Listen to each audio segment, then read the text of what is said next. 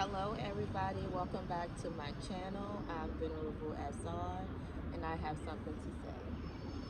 So guys, it's a lot going on. I have birds flying everywhere right now. I think they're very happy to see me because I haven't been able to talk to you guys. I've been procrastinating and the Lord allowed me to come out here today and he gave me the strength to get out here so that I can talk to you guys. And I'm so happy to be out here. So happy Friday to all of you guys. And I hope that you all are protecting your energy. And I hope that you all are staying close to God and you all are staying prayed up. I woke up out of my sleep at 4:20 a.m. this morning. And before I go to bed, I always turn on Love Yourself. And it's a YouTube channel where they play like uh, spiritually uplifting instrumental melodies. And I watch the ones with the birds or either the ones with like the ocean, and you could see like sea turtles and fishes and you know, swimming around, and the music is just so relaxing and it relaxes your nerves and it cleanses negative energy from your space and from your home. So I really enjoy falling to sleep to those melodies. And you know, usually they stay on until the next morning. But I mean that it continues to play until well, at night when I turn it on, it continues to play all the way until when I wake up. But for some reason, I woke up at 4:20 a.m. This morning, and when I woke up, the the Bible was playing. The Bible was playing, the movie, the Bible. And when I woke up, it was already towards the end, and it was already towards the end of the movie, and they were basically in the city of Sodom and Gomorrah, and you saw like the people, they were all like looking really like demonic spirits was inside of their bodies, and they were just so wicked. And I was on that part of the movie when I woke up. And I never watched this movie from beginning to end.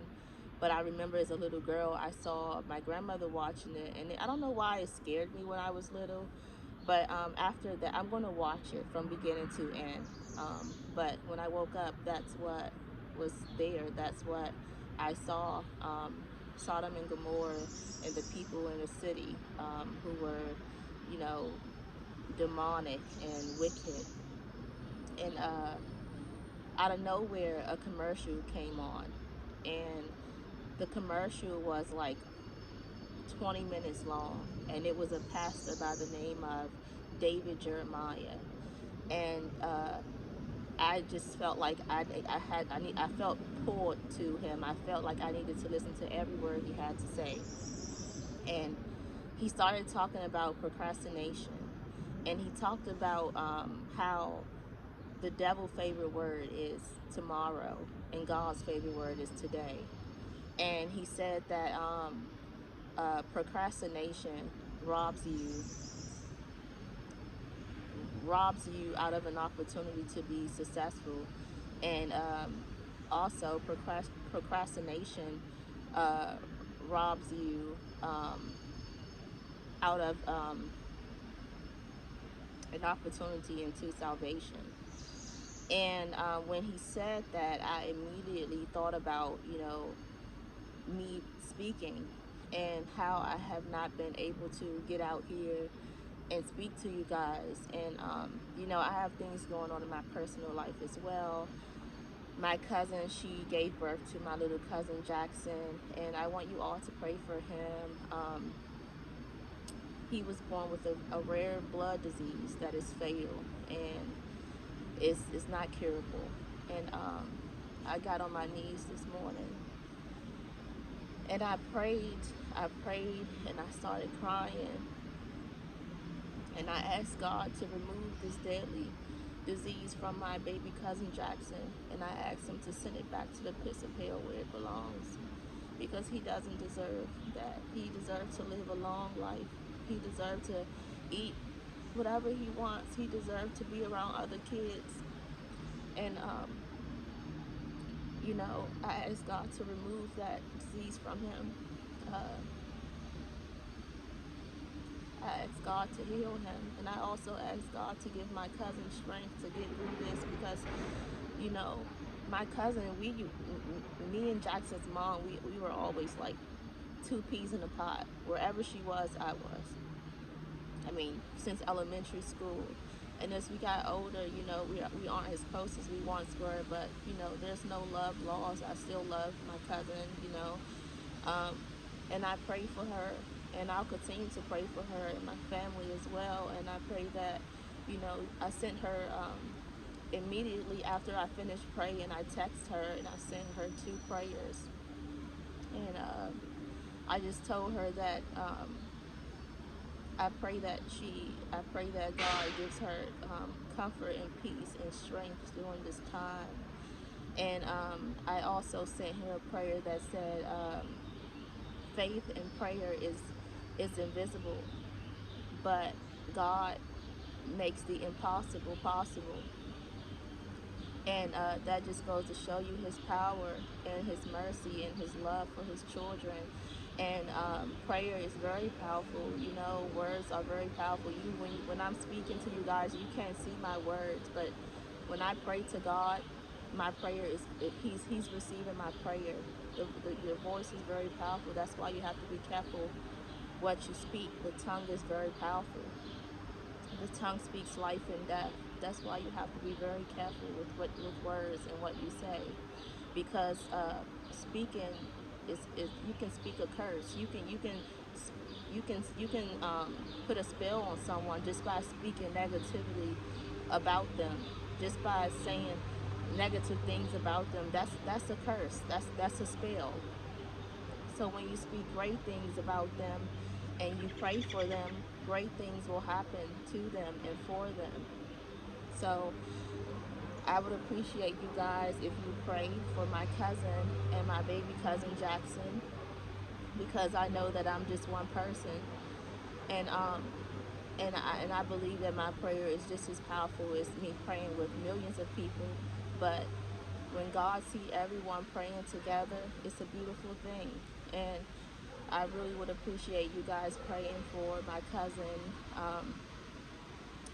and my cousin Nicola and her son Jackson.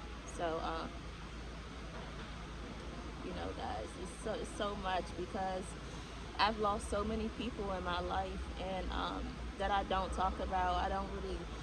It's not that I don't like to talk about it. It's just that I'm in a different place on my journey right now, and I'm in a place of healing.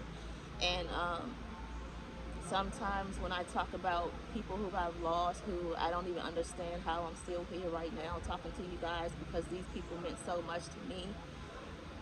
You know, Whenever I talk about them, I just fall into like a very deep, you know, sad place where I feel depressed, and I don't want to fall back into that place. I'm trying to be strong, and I'm trying to think of them, as they're happy where they are, and I don't want to start to think about things that happened to them while they were here, why they aren't here, and what caused them to not be here. So I feel better. I know that ignoring things isn't the best choice, but I choose to ignore certain things because I feel that I'm so empathic that things bother me in a different way than it does others.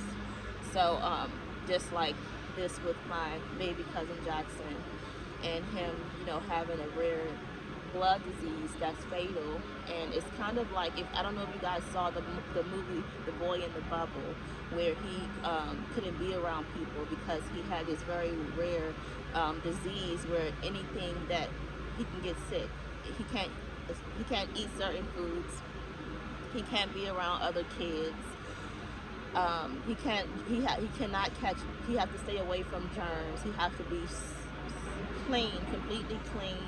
Everything around him has to be sparkling clean. And his disease is very similar to that, but it's not that. But it's very similar to that. So I haven't had a chance to see Jackson just yet, but I know that with prayer, he would be a healthy boy, and I know that my God, the God I serve, work miracles, and I believe in miracles, and I believe that, you know, the doctor said that his disease is not curable, but God didn't say that.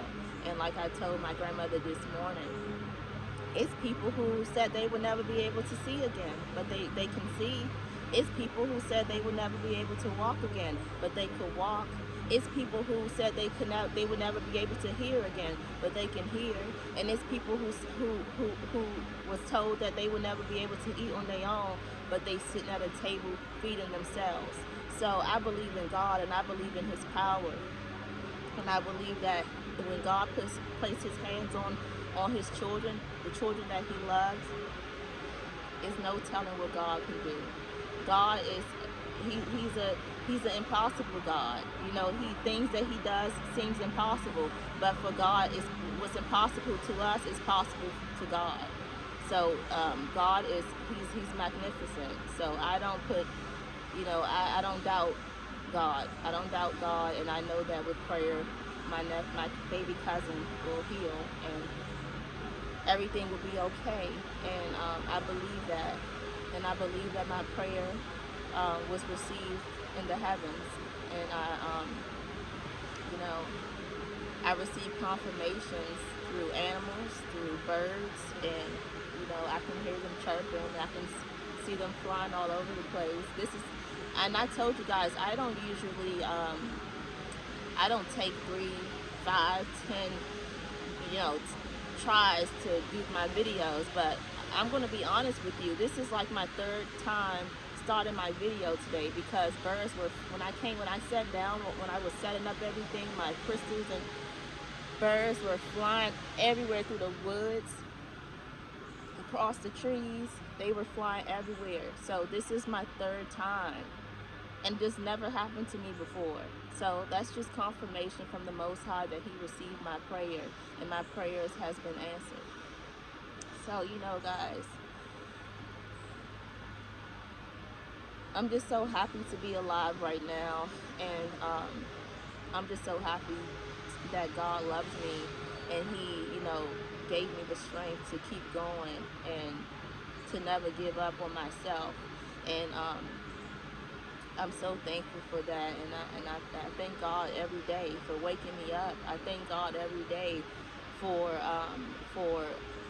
protecting me in my dream state as well. And because, you know, us chosen ones, we are under heavy attack, and it's because we have a very powerful mission on earth. And like I said, many people downplay psychics. Many people downplay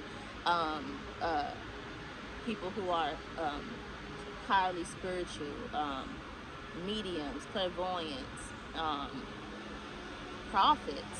People downplay them, but some things you just can't, you know, downplay. Some things is just hard for you to not believe. So today I want to talk to you guys about Lemuria and Atlantis, because I spoke to you guys in my past video about Lemuria, and Lemuria was one of the lost civilizations. And Lemuria wasn't only discussed by scientists. Lemuria was also discussed by people in esoteric societies.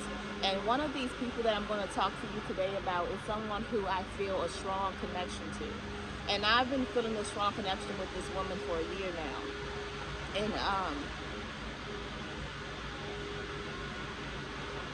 this is someone who, you know, these birds, guys, are acting crazy right now. But I want to get this message out because it's very important. And the person who I feel a strong connection to, because I feel that this woman is a part of my soul family, and she's no longer here. She's in the spirit, but I feel that I have a lot in common with her. And like I told you guys, I didn't grow up around people people who I grew up with. They don't even know who this lady is today. That I wasn't around people who know about people who were occults in the cult, and people who were, highly spiritual, and who had abilities. I wasn't around people who, talk about things like that, and I never saw things like that on TV either. So today I want to talk to you guys about someone who I find to be very, um, you know, amazing, and I feel a strong connection to her, and her name is Helena Blavatsky. Helena Blavatsky was, she was a mystic, an occultist, and a medium. Helena Blavatsky was born in the Russian Empire. Um, she was also the granddaughter of a princess. She traveled the world. She's been to many different places across the globe. And one of the stories I read about her really cracked me up because, and now that I know that she's humorous, I don't think that she would be offended by me laughing, because I thought it was funny because, I don't play about, spiritual gifts and being able to communicate with the divine, and to be able to communicate with the dead. I don't play about things like that. I don't make up stuff like that. That's nothing to play about. And I don't respect anyone who plays about things like that. And she talked about, it was said that she visited Cairo in Egypt, and she met up with a few other spiritualists, people who were also said to have abilities to mediumship abilities to communicate with the dead. But upon arriving, she realized that they were fraudulent, and maybe they just wanted to see Helena. But I wish I could see her. I wish Helena was alive right now in this time. So maybe they just pretended to be these super spiritually evolved people so they could meet Helena. I mean, she was that awesome. Who wouldn't want to meet Helena?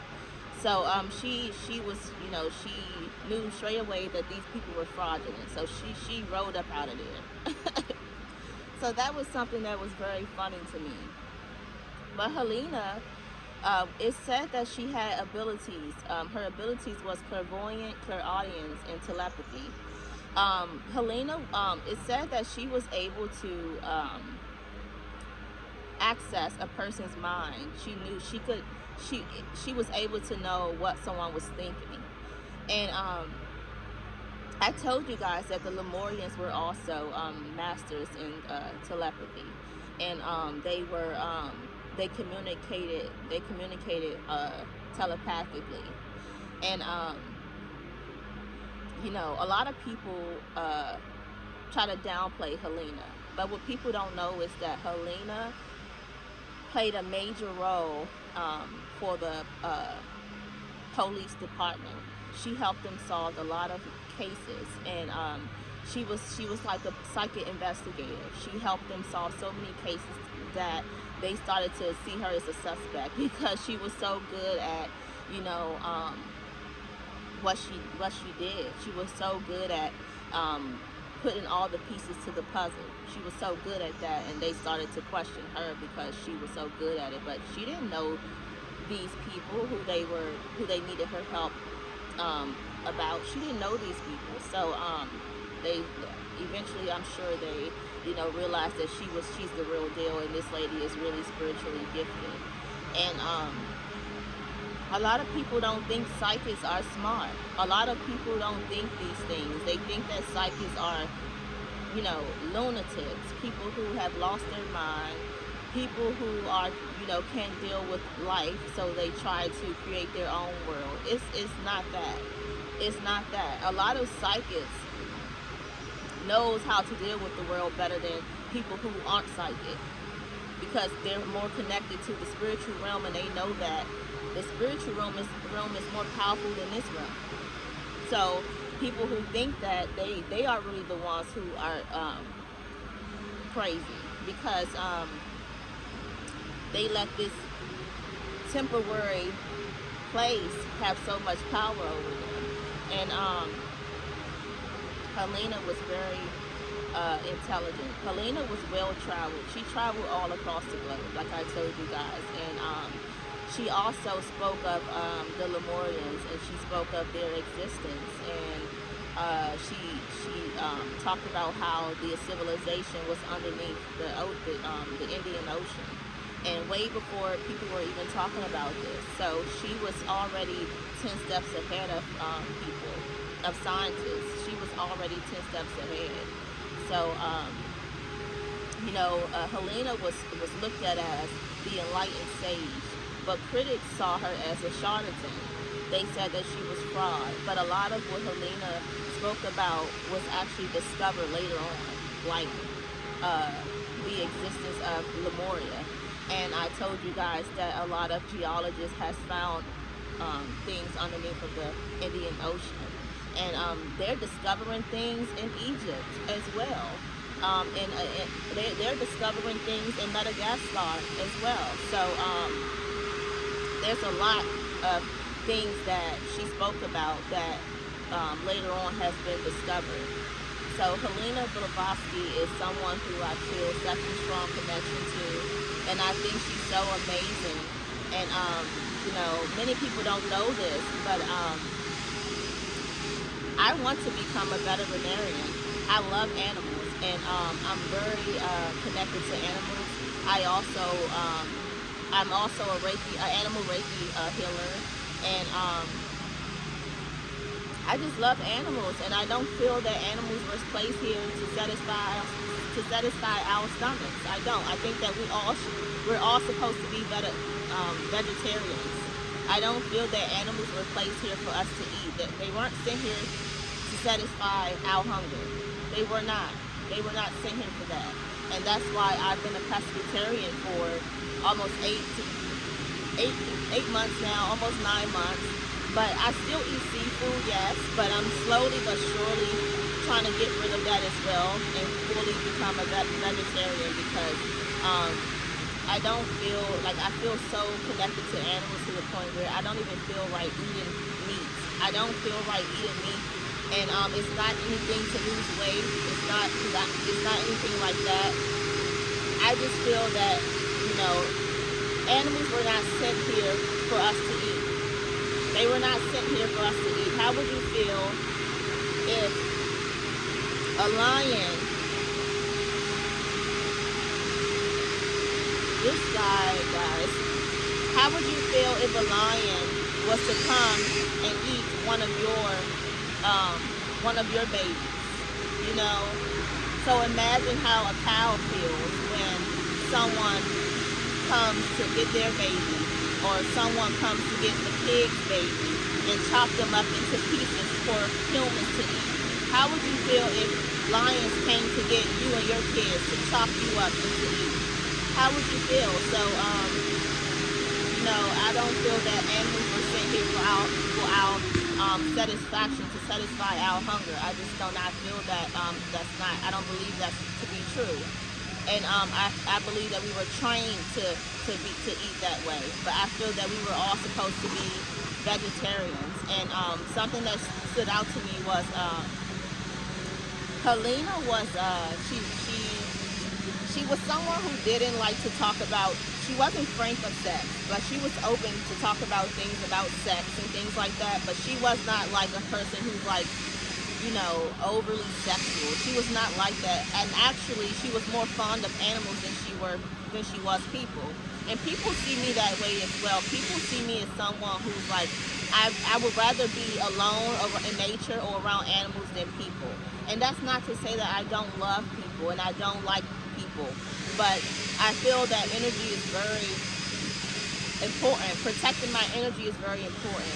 And I never had an animal make me feel out of balance, unbalanced. I never had an animal make me feel that way. I never had plants make me feel imbalanced. But whenever I'm around certain people who aren't vibrating on my level spiritually, I feel unbalanced. So I'm very discerning when choosing who I want in my life, who I want around me, and I think that's important for everyone to have that to think that way. You need to be very discerning when choosing people, places, and things, because energy is very important to protect. So there's a lot of noise going on right now, guys, and I really really want to have this talk with you guys because I'm not done my video, but these guys are blowing leaves everywhere, and you know, I'm not done talking because I have I'm happy that they moved because I'm really trying to talk to you guys, and this is what I'm saying. There's been a big the stagnating spirit that doesn't want me to speak. And it's been taking me a while to get out here. I really had to, you know, after my prayer this morning, I felt like strength to get out here. But for some reason, I've been struggling to talk to you guys. And you see what's going on now. So that's to show you that the enemy does not want me to speak. And also, I want to talk about another person who I feel very strongly connected to, who I believe is also a part of my soul family. And this person name is his name is Edgar Cayce. Edgar Cayce was a clairvoyant and a Sunday school teacher. Edgar Cayce was people call him the sleeping prophet because he received a lot of downloads in his dreams, and he really enjoyed exploring the dream realm.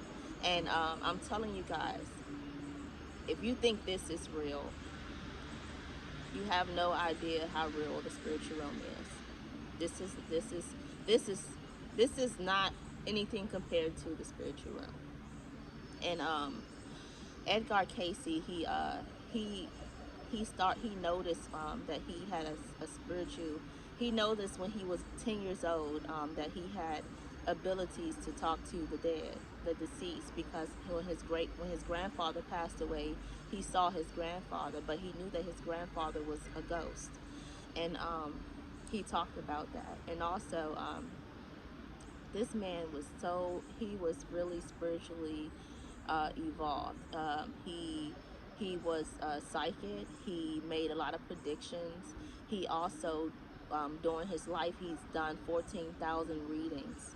14,000 readings Edgar Cayce um, had with people. And he also talked about Atlantis, and he was also able to communicate with beings who once walked the earth. And he was very highly spiritual, just as Helena Blavatsky was. And Edgar Cayce, you know, he was a Christian. He was a Christian man, and he never walked away from Christianity. But he also was aware that his gifts were beyond what he was taught in church. You know, things that his gifts couldn't be really explained, but people knew that he was very honest and sincere, and the things that he will actually, you know, predict actually happen. So people were like, you know, this man cannot be lying, you know, and he made many predictions, and that's why I told you guys, like in one of my videos, I said like I couldn't walk into a Baptist church or any other religious church and start telling them things like this because they'll think I'm crazy and they'll think that I need some extra attention. But you know, that's why, you know, I say that religious people need to be more open-minded because, you know, just like they believe in their prophets, I'm pretty sure maybe their prophets do have spiritual connections, and they are connected to the spiritual realm and the divine, and they do receive downloads. So why is it so hard for people to believe that there's people who aren't, you know, who doesn't have that power to, you know, uh, be a prophet of a religion or of in a church who are also gifted as well. There's people who are very gifted as well who are not like popular. You know, there's people who aren't popular who are very spiritually gifted, and a lot of that is because they fear that people would think they're crazy. So people don't want to be looked at as crazy when they know that they have all of their senses and nothing's wrong with them. And that's why a lot of people who are spiritually aware and spiritually evolved, they don't really they stay to themselves and they connect more with animals and nature because they don't have time to explain who they are to someone who probably would never be able to understand them, and someone who probably would never even try to understand them. So they would rather not have to explain themselves. And that's pretty much where I'm at. I don't like to explain who I am because I know who I am and I love who I am. And I know that I'm not demonic. I know that I'm not satanic. I know that I do not worship anyone but God, the Most High, the Creator, the Divine. I know that for a fact. And I don't have time to explain myself to people who, you know, don't understand it, you know. But another person I want to talk to you guys about who's very, I feel a very strong connection to, and I feel like this lady, you know, I mean, this lady is amazing. Um, she's so amazing, and her name is Baba Vanga. Baba Vanga was a mystic and a herbalist, and Baba Vanga was said to have gifts, and she also was a medium, and she also made predictions that actually came true, like Princess Diana's death and the Soviet Union. And she also made a prediction for 2023, which we're in now. And she talked about alien attack and also a nuclear explosion. And you guys, I posted on my YouTube channel recently about there's been, I believe, 650 UFO sightings that the government is investigating. And I'm not saying that everything that people are capturing on their phones, trying to get views on the internet and attention, I'm not saying every single one of those sightings were unidentified flying objects. I'm not saying that. Maybe some of them are drones. Maybe some of them are weapons from other countries, other political leaders. I don't know, but I know that all of them aren't. And I believe that, you know, there's good and evil in each and everywhere, and you have good extraterrestrials and you also have bad extraterrestrials. But I feel that, you know, the light always outweighs the dark, and I feel like the light extraterrestrials, which I mentioned, the blue avians, are one of them. I feel that they want to help us. I don't feel that they want to hurt us. But we do have other beings who do not like humans, who do not like, who wants to um, probably steal our body parts. We don't know who want to take over this planet, who wants to destroy this planet. We may have beings like that. We may have beings who actually want to do that to us, but we serve an almighty king who's very powerful, and no one can defeat him. No one can defeat him. And, you know, I'm not one of these people, because I see, you know, and I'm not judging anybody, but I see a lot of people who say they're speaking to these light beings, and they're acting like they're some type of God. These light beings know who God is. They know who God is, and they know their place in this battle against the cabal. They know their place against this battle. They know that they're a part of the plan. They don't look at themselves as gods. They're very humble. So, you know, I have to go off my own understanding and um, my own messages that I'm receiving from these light beings and from the universe and from the Most High and from my angels and ancestors. So, you know, I don't really try to listen to other people, because some people are really praising beings that they shouldn't be praising. It's okay to have love for them and respect their mission, but the only person who you need to be praising and worshiping is God, because like I told you guys, God created everything, and everything is strategically sought out. He knows how he knows the beginning and he knows the end. These beings don't know the end. That's why they have so much ego and pride, because they feel like they have the power, but they can't stand next to our Father.